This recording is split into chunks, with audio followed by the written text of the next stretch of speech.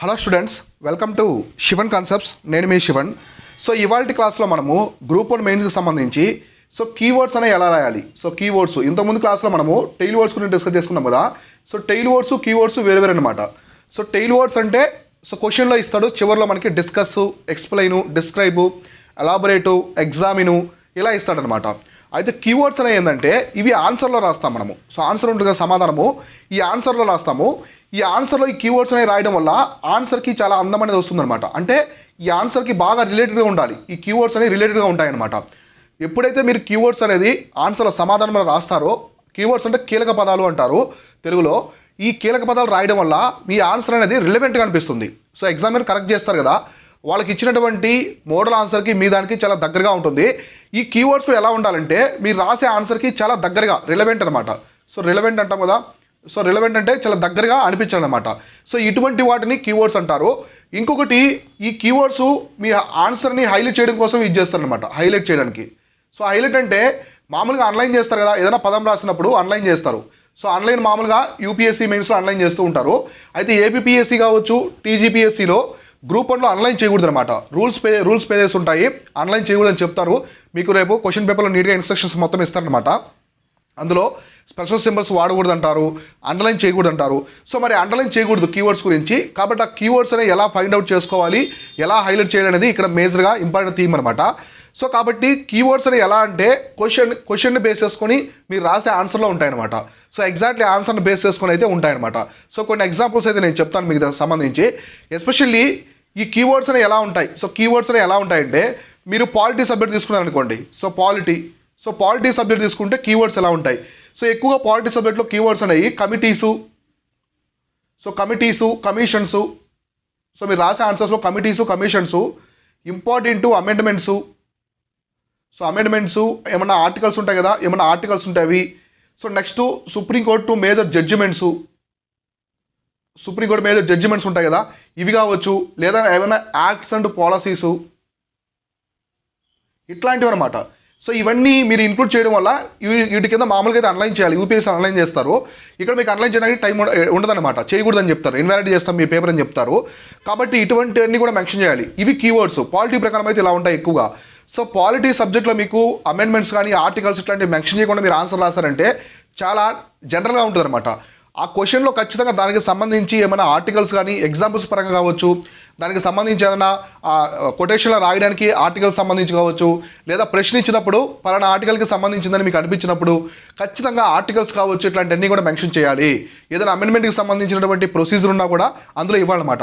ఇట్లాంటివి కీవర్డ్స్. ఇవన్నీ మీరు మెన్షన్ చేయడం వల్ల ఏమవుతుందంటే మార్క్స్ అనేవి చాలా బాగా పడతాయన్నమాట. అర్థమైందా?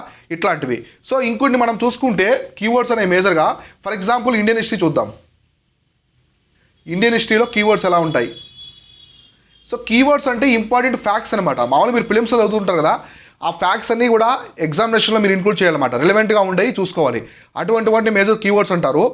కొన్ని టెర్మినాలజీస్ అనమాట, హిస్టరీలో కొన్ని టర్మ్స్ ఉంటాయి. ఫర్ ఎగ్జాంపుల్ ఏదైనా కాయిన్స్ గురించి తీసుకున్నాము. కాయిన్స్ గురించి మీరు రాస్తున్నారు, ఢిల్లీ సల్తనత్ గురించి రాస్తున్నారు, అందులో కాయిన్స్ గురించి వచ్చింది. కాయిన్స్ గురించి మీరు రాయాలి. జిటాల్స్ కావచ్చు, ఫనము. జిటాల్స్, ఫనం అంటే ఏంటి, ఇట్లా మీకు కొన్ని ఉంటాయి కదా. నిషికా అని చెప్పేసి మనకు ఉంటుంది, ఇండస్ వ్యాలీ సివిలైజేషన్ దగ్గర నుంచి ఉంటాయి. నిషికా అని చెప్పేసి, ఇంకో మనకి సమంత అని చెప్పేసి ఒక కాయిన్ ఉంటుంది. ఇట్లా డిఫరెంట్గా ఉంటాయి అనమాట. ఇవన్నీ కూడా టెర్మినాలజీస్ యూజ్ చేయాలి.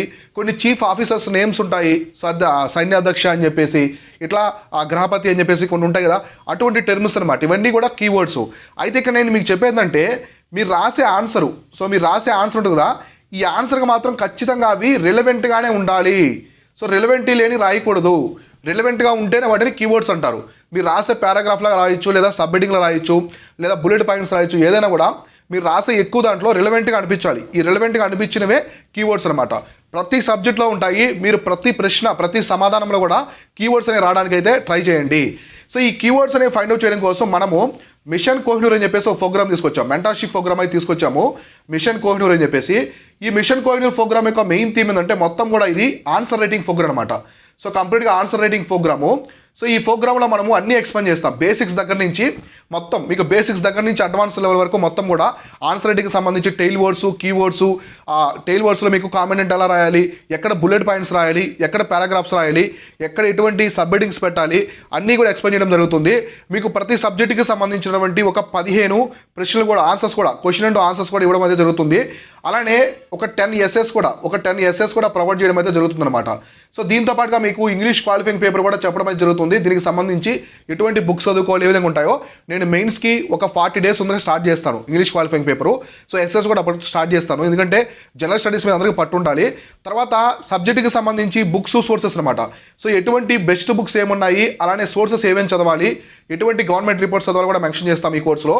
అలానే మిషన్ కోహినూర్లో మనము హిందూ ఆర్టికల్స్ కూడా అనమాట. హిందూ ఆర్టికల్స్ కూడా మనం తెలుగులో ట్రాన్స్లేట్ చేసి ఇంగ్లీష్ మీడియం, తెలుగు మీడియం అయితే ఇవ్వడం అయితే జరుగుతుంది.